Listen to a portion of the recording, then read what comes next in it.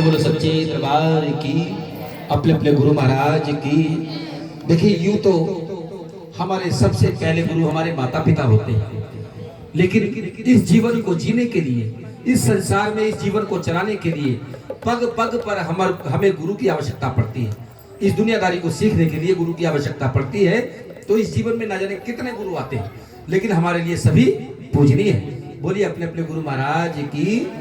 तो आइए इस वंदना में आप दोनों हाथों को खड़े करके गुरु को समर्पित हो जाइए, क्योंकि गुरु ही ब्रह्मा, गुरु ही विष्णु, गुरु ही देवो महेश्वरा, गुरु ही साक्षात पारब्रह्म तस्मै श्री गुरुवे नमः।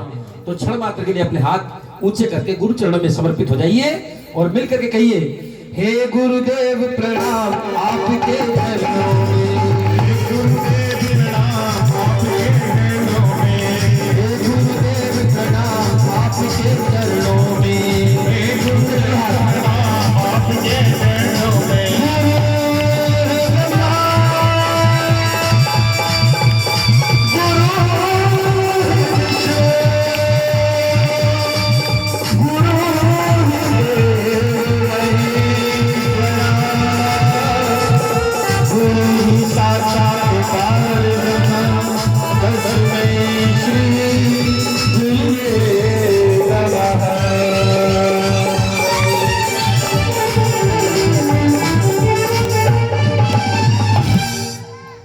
कहिए सच्चे दरबार की, अपने अपने गुरु महाराज की।